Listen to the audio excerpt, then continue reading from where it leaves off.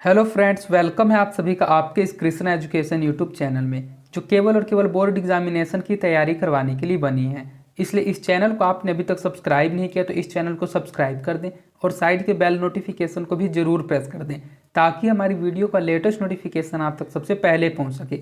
आज मैं आपको आपके मैट्रिक बोर्ड परीक्षा 2024 की तैयारी के लिए कक्षा 10 हिंदी गोधूली भाग 2 का 11वां पाठ नौबत खाने में इबादत, जिनके लेखक यतीन्द्र मिश्र जी हैं, उसका ऑब्जेक्टिव क्वेश्चंस करवाने वाला हूँ। अर्थात आज मैं आपको नौबत खाने में इबादत पाठ का वस्तुनिष्ठ प्रश्न उत्तर पढ़ाने वाला हूँ। और अगर आपने इस पाठ को नहीं पढ़ रखा है और इस पाठ की व्याख्या की वीडियो को देखना चाहते हैं तो आप डिस्क्रिप्शन में दिए गए लिंक से प्लेलिस्ट सेक्शन में जाकर अन्य चैप्टर्स के और इस चैप्टर की व्याख्या की वीडियो को भी देख सकते हैं। और यहाँ सभी विषयों का PDF बिल्कुल फ्री दिया जाता है। तो इस फ्री PDF को प्राप्त करने के लिए आप हमारे टेलीग्राम चैनल को ज्वाइन कर लीजिए।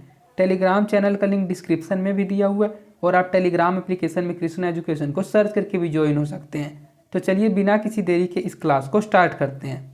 इसमें हमारा पहला क्वेश्चन है, नौबत खाने में इबादत किस विधा में रचित है। तो इस पाठ का ही नाम है नौबत खाने में इबादत। तो ये जो पाठ है ये पाठ किस विधा में रचित है? निबंध विधा में रचित है, कहानी विधा में रचित है, आलोचना में रचित है या फिर व्यक्ति चित्र विधा में रचित है। तो ये क्वेश्चन बहुत बार बोर्ड एग्जाम में पूछा जा चुका है, क्योंकि ये मोस्ट इंपॉर्टेंट क्वेश्चन है। और ऐसा क्वेश्चन हर चैप्टर से एक क्वेश्चन होता है और पूछा जाता है। जैसा कि आपने फर्स्ट चैप्टर में पढ़ा था, श्रम विभाजन और जाति प्रथा किस प्रकार की विधा है, तो वह एक निबंध है। विष के दांत किस प्रकार की विधा है, तो वह एक कहानी है। नाखून क्यों बढ़ते हैं, तो एक निबंध है। बहादुर क्या है, तो एक कहानी है। उसी प्रकार नौबत खाने में इबादत एक प्रकार के व्यक्ति चित्र विधा में रचित है। तो इसका सही आंसर ऑप्शन नंबर डी हो जाएगा। नौबत खाने में इबादत किस विधा में रचित है, तो व्यक्ति चित्र विधा में रचित है।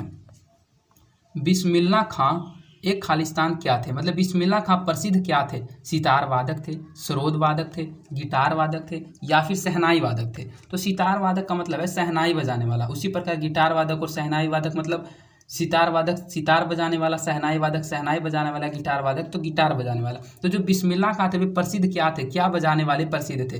तो वे एक शहनाई वादक थे, अर्थात शहनाई बजाने वाले प्रसिद्ध थे। तो इसका सही आंसर ऑप्शन नंबर डी हो जाएगा। बिस्मिल्लाह खां एक प्रसिद्ध शहनाई वादक थे। शहनाई की रीढ़ किस तरह के पौधे से तैयार की जाती है? तो रीढ़ कहा जाता है ये एक शहनाई का ही भाग होता है। तो शहनाई के ये जो रीढ़ होता है यह किस तरह के पौधे से तैयार की जाती है? कांच के पौधे से, नरकट के पौधे से, बांस के पौधे से या फिर सरी के पौधे से? तो शहनाई की रीढ़ नरकट पौधे से तैयार की जाती है। तो इसका सही आंसर ऑप्शन नंबर बी हो जाएगा। नरकट के पौधे से शहनाई की रीढ़ को तैयार किया जाता है। यतीन्द्र मिश्र का जन्म किस राज्य में हुआ था? तो यतीन्द्र मिश्र इस पाठ के लेखक का ही नाम है। अर्थात अगर आपसे ये पूछा जाए कि नौबत खाने में इबादत पाठ के लेखक कौन है, तो आपको बताना है यतीन्द्र मिश्र। तो ये जो यतीन्द्र मिश्र थे इनका जन्म किस राज्य में हुआ था? मध्य प्रदेश में, उत्तर प्रदेश में, पंजाब में या फिर बिहार में? तो यतीन्द्र मिश्र का जन्म हुआ था उत्तर प्रदेश राज्य में। तो इसका सही आंसर ऑप्शन नंबर बी हो जाएगा, उत्तर प्रदेश में। बालाजी मंदिर काशी में किस घाट पर अवस्थित है? अर्थात जिस बालाजी मंदिर में रोज बिस्मिल्लाह का शहनाई बजाने के लिए जाया करते थे, रियाज करने के लिए जाया करते थे, तो वह जो बालाजी मंदिर थी वह काशी में किस घाट के किनारे थी, अर्थात किस घाट पर अवस्थित है? अस्सी घाट पर, पंचगंगा घाट पर, हरिश्चंद्र घाट पर या फिर दशावमेघ घाट पर? तो बालाजी मंदिर काशी में पंचगंगा घाट पर अवस्थित है। तो इसका सही आंसर ऑप्शन नंबर बी हो जाएगा, पंचगंगा घाट पर। यतीन्द्र मिश्र ने किस विश्वविद्यालय से MA किया? इससे पहले आपने पढ़ा कि यतीन्द्र मिश्र का जन्म हुआ था वो किस राज्य में हुआ था, तो उत्तर प्रदेश में हुआ था। और यतीन्द्र मिश्र इस पाठ के लेखक है नौबत खाने में इबादत पाठ के। और इसमें पूछा जा रहा है कि यतीन्द्र मिश्र किस विश्वविद्यालय से MA किए थे? लखनऊ विश्वविद्यालय से, दिल्ली विश्वविद्यालय से, पटना विश्वविद्यालय से या फिर सागर विश्वविद्यालय से? तो यतीन्द्र मिश्र ने लखनऊ विश्वविद्यालय से MA की पढ़ाई पूरी की थी। तो इसका सही आंसर ऑप्शन नंबर ए हो जाएगा, लखनऊ विश्वविद्यालय से। यतीन्द्र मिश्र किस न्यास का संचालन 1999 ईस्वी से कर रहे हैं? जो यतीन्द्र मिश्र थे वे 1999 ईस्वी से किस न्यास का संचालन कर रहे हैं? कमला देवी फाउंडेशन न्यास का, विमला देवी फाउंडेशन का, झुनकी न्यास का या फिर महावीर न्यास समिति का? तो 1999 ईस्वी से ही यतीन्द्र मिश्र विमला देवी फाउंडेशन न्यास का संचालन अभी तक कर रहे हैं और आगे भी करते रहेंगे। तो इसका सही आंसर ऑप्शन नंबर बी हो जाएगा, विमला देवी फाउंडेशन। बहुत बच्चे क्या करते हैं एग्जाम में कमला देवी फाउंडेशन को टिक कर देते हैं कंफ्यूज होकर, लेकिन आपको अच्छे से याद रखना है विमला देवी फाउंडेशन न्यास का संचालन 1999 ईस्वी से यतीन्द्र मिश्र कर रहे हैं। तो इसका सही आंसर ऑप्शन नंबर बी हो जाएगा, विमला देवी फाउंडेशन। उस्ताद बिस्मिल्लाह खां के बचपन का नाम है? अर्थात यह जो उस्ताद बिस्मिल्लाह खां है जो कि एक प्रसिद्ध शहनाई वादक हैं, इससे पहले आपने क्वेश्चन पढ़ लिया, तो उनके बचपन का नाम क्या था? जफरुद्दीन, महमुद्दीन, कमरुद्दीन या फिर शमसुद्दीन। तो अगर आपको इस टाइप के क्वेश्चन को बिल्कुल ही कन्फर्म तरीके से याद करना है कि अगर आप इन क्वेश्चंस को याद कर लें तो कभी ना भूलें, तो मैं आपको कहूँगा कि आप इस पाठ को एक बार जरूर पढ़ लीजिएगा। इस पाठ को मैंने बिल्कुल ही अच्छे से पढ़ा रखा है। इस पाठ के संपूर्ण व्याख्या की वीडियो को भी एक बार आप जरूर देख लें, क्योंकि अगर आप पाठ की व्याख्या की वीडियो को देख लेते हैं तो आपके माइंड में सभी ऑब्जेक्टिव और सब्जेक्टिव क्वेश्चन एक प्रकार से सेट हो जाते हैं और आप उन क्वेश्चंस का आंसर बिल्कुल ही आसानी से दे पाइएगा। वैसे आप इस वीडियो में लास्ट तक बने हुए रहिए। मेरी कोशिश यही रहेगी कि इस वीडियो में ही हम आपको सभी के सभी क्वेश्चन आंसर याद करवा दें, लेकिन अगर आप पाठ को पढ़े हुए रहिएगा तो आपको और ज़्यादा अधिक अच्छे तरीके से याद होंगे। इसलिए इस वीडियो के बाद आप इस पाठ की व्याख्या की वीडियो को भी जरूर देख लीजिएगा। तो जो उस्ताद बिस्मिल्लाह खां थे, जो कि हमने आपको बताया वे एक प्रसिद्ध शहनाई वादक थे, उनका बचपन का नाम कमरुद्दीन था और उनके बड़े भाई का नाम शमसुद्दीन था। तो पूछा जा रहा है उस्ताद बिस्मिल्लाह खां के बचपन का नाम है तो कमरुद्दीन है, तो इसका सही आंसर ऑप्शन नंबर सी हो जाएगा, कमरुद्दीन। बिस्मिल्लाह खां को किस चीज़ का बुखार था? शहनाई बजाने का, ढोल बजाने का, गाना गाने का या फिर फिल्म देखने का? तो जो बिस्मिल्लाह खां थे उनको शहनाई बजाने का एक प्रकार का बुखार चढ़ गया था।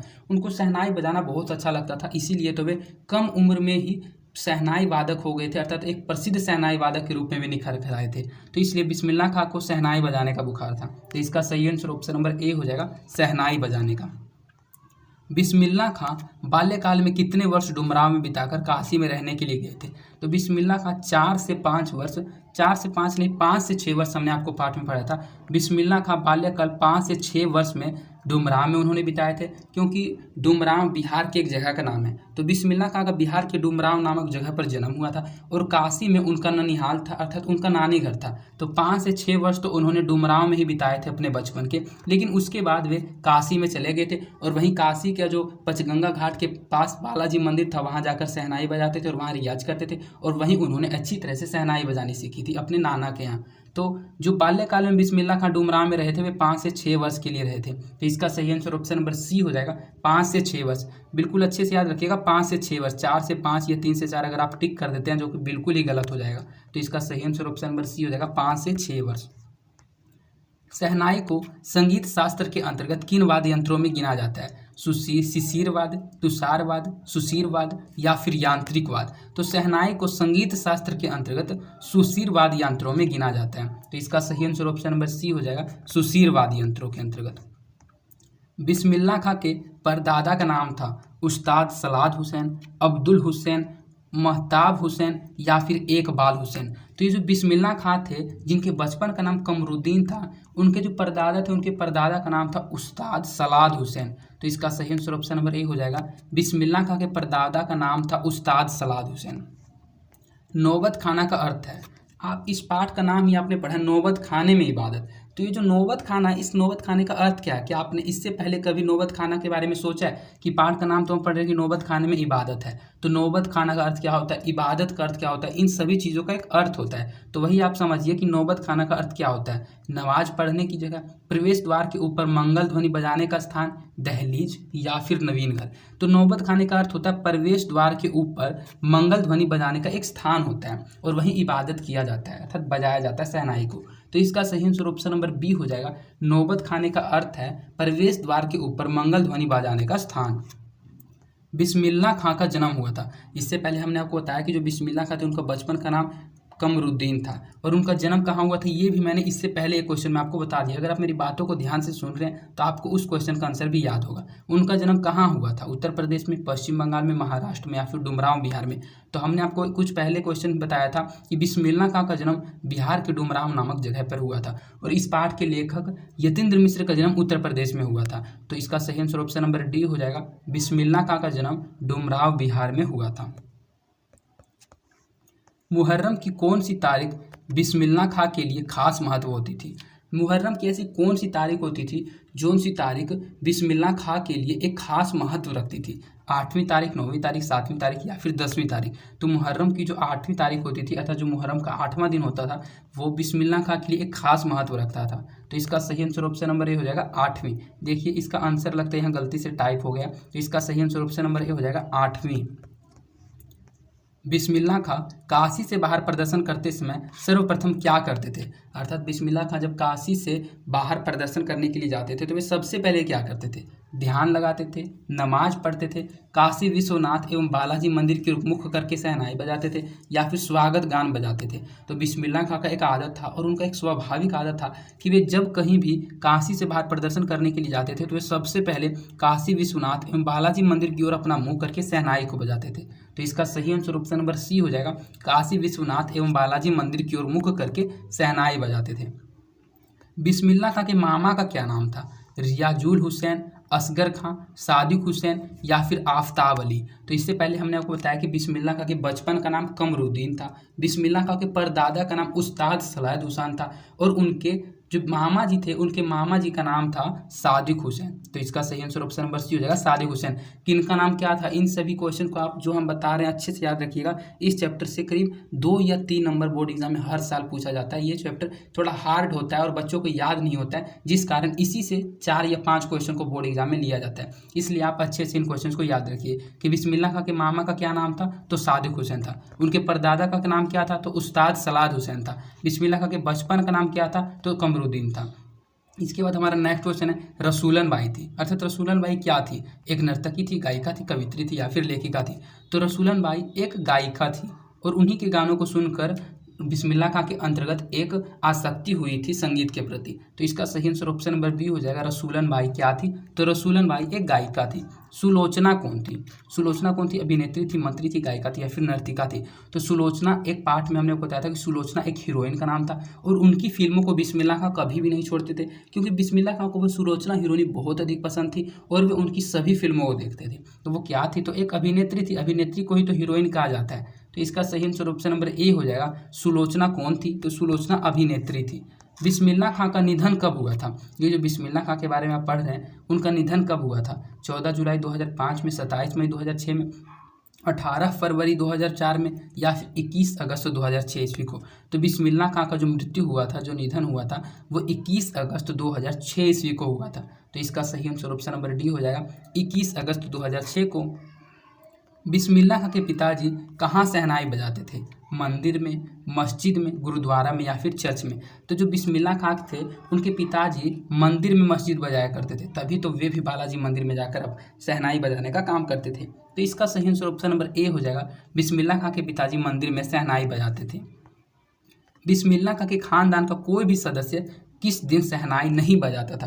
अर्थात जो बिस्मिल्लाह खां थे उनके परिवार में अधिकतर लोग शहनाई बजाने का काम करते थे, लेकिन ऐसा कौन सा दिन रहता था जिस दिन कोई भी सदस्य शहनाई नहीं बजाता था। दुर्गा पूजा के दिन, दीपावली के दिन, मुहर्रम के दिन या फिर ईद के दिन। तो जो मुहर्रम पर्व उनके यहाँ आता था, तो मुहर्रम पर्व के यहाँ उनके यहाँ कोई भी सदस्य शहनाई नहीं बजाता था। तो इसका सही आंसर ऑप्शन नंबर सी हो जाएगा, मुहर्रम के दिन बिस्मिल्लाह खां के खानदान का कोई भी सदस्य शहनाई नहीं बजाता था। बिस्मिल्लाह खां को बालाजी मंदिर में शहनाई बजाने पर कितनी मेहताना मिलती थी, 4 आना, 8 आना, 12 आना या फिर 16 आना। तो हमने आपको बताया था कि जब वे 5 से 6 वर्ष की उम्र में डुमरांव को छोड़कर अपनी नानी के यहाँ काशी में चले गए थे और काशी के पंचगंगा घाट पर जो स्थित बालाजी मंदिर थी, उस बालाजी मंदिर में वे शहनाई बजाने का काम किया करते थे।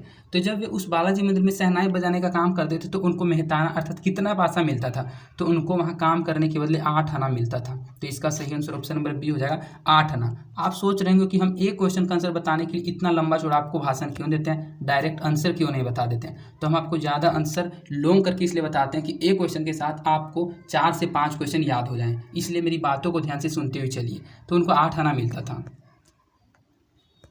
इसके बाद हमारा नेक्स्ट क्वेश्चन है, पक्का महल क्या है, संगीतकार का नाम है, काशी विश्वनाथ से लगा हुआ इलाका है, अभिनेता का नाम है या फिर लेखक का नाम है। तो पक्का महल हमने आपको पाठ में बताया था, ये एक स्थान का नाम है, एक जगह का नाम है जो कि काशी विश्वनाथ से लगा हुआ है, एक इलाका है। तो इसका सही आंसर ऑप्शन नंबर बी हो जाएगा, पक्का महल क्या है, तो काशी विश्वनाथ से लगा हुआ एक इलाका है। बिस्मिल्लाह खां और शहनाई के साथ किस मुस्लिम पर्व का नाम जुड़ा है, बकरीद, ईद, मुहर्रम या फिर इनमें से कोई नहीं। तो बिस्मिल्लाह खां और शहनाई के साथ एक मुहर्रम मुस्लिम पर्व का नाम जुड़ा हुआ है, क्योंकि वे इस पर्व के दिन उनके खानदान का कोई भी सदस्य शहनाई नहीं बजाते थे। तो इसका सही आंसर ऑप्शन नंबर सी हो जाएगा, मुहर्रम। यतीन्द्र मिश्र किस अर्धवार्षिक पत्रिका का संपादन कर रहे हैं, साहित्य, प्रवाह, प्राच्य या फिर अर्चना। तो यतीन्द्र मिश्र जो इस पाठ के लेखक हैं वे एक साहित्य अर्धवार्षिक पत्रिका का संपादन कर रहे हैं। इसका सही आंसर ऑप्शन नंबर ए हो जाएगा, साहित्य। फूंक कर बजाए जाने वाले वाद्यों में शाह की उपाधि किसे दी गई है?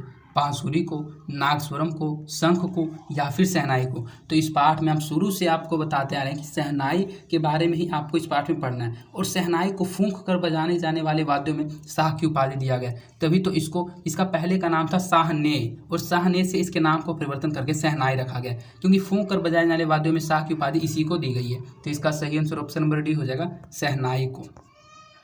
इबादत का अर्थ है, ये जो इबादत है, जैसा कि इससे पहले हमने आपको बताया कि नौबत खाने में इबादत, तो नौबत खाने का अर्थ तो हमने आपको बता दिया कि नौबत खाने का अर्थ होता है प्रवेश द्वार के ऊपर मंगल ध्वनि बजाने का जो स्थान होता है उसे नौबत खाना कहा जाता है, और नौबत खाने में इबादत। तो इबादत का क्या अर्थ होता है? उपासना करना, गायन करना, स्वागत करना या फिर अभिवादन करना। तो इबादत का अर्थ होता है उपासना करना, अर्थात प्रवेश द्वार के ऊपर मंदिरों में जो मंगल ध्वनि बजाने का स्थान होता है और वहाँ पर जो बजाया जाता है, जो उपासना किया जाता है, उसे ही इबादत कहा जाता है। और इस पाठ का नाम है नौबत खाने में इबादत, अर्थात वैसा द्वार, वैसा मंदिर जिसके प्रवेश द्वार के ऊपर मंगल ध्वनि बजाकर उपासना की जाती है, उसे ही नौबत खाने में इबादत कहा जाता है। तो इसका सही आंसर ऑप्शन नंबर ए हो जाएगा, इबादत का अर्थ है उपासना। तो इस प्रकार आपका इस वीडियो में 28 ऑब्जेक्टिव क्वेश्चंस कंप्लीट करा दिया गया, जो कि बोर्ड एग्जाम के दृष्टिकोण से मोस्ट इंपोर्टेंट क्वेश्चन थे, और इससे कई क्वेश्चन बोर्ड एग्जाम में पूछे भी जाएंगे, इसलिए आप इन क्वेश्चंस को अच्छे से याद कर लीजिए। और अगर आपको, मैं आशा करता हूं कि ये सभी क्वेश्चन आपको याद हो गए होंगे, और अगर आपको फिर भी ये क्वेश्चन याद नहीं हुए हैं तो आप इस वीडियो को एक बार रिपीट करके जरूर देख लीजिएगा, और इसके PDF को टेलीग्राम चैनल पर पढ़ लीजिएगा। मैं आंसर सहित इसके PDF को टेलीग्राम चैनल पर डाल देता हूँ, और आप अगर टेलीग्राम चैनल में ज्वाइन नहीं हुए तो इस वीडियो के डिस्क्रिप्शन में दिए गए लिंक से टेलीग्राम चैनल में ज्वाइन हो जाइए। और अगर आपको यह वीडियो पसंद आई है तो इस वीडियो को अपने दोस्तों के भी ज़्यादा से ज़्यादा शेयर कीजिएगा, जिससे हमारे पास क्लास 10 के स्टूडेंट्स और अधिक हो जाएंगे और क्लास 10 के स्टूडेंट्स की मदद भी हो जाएगी। अगर आपको मेरी वीडियोस पसंद आती है तो आप मेरी वीडियोस को लाइक भी जरूर करें, इससे हमारा मोटिवेशन बना हुआ रहता है।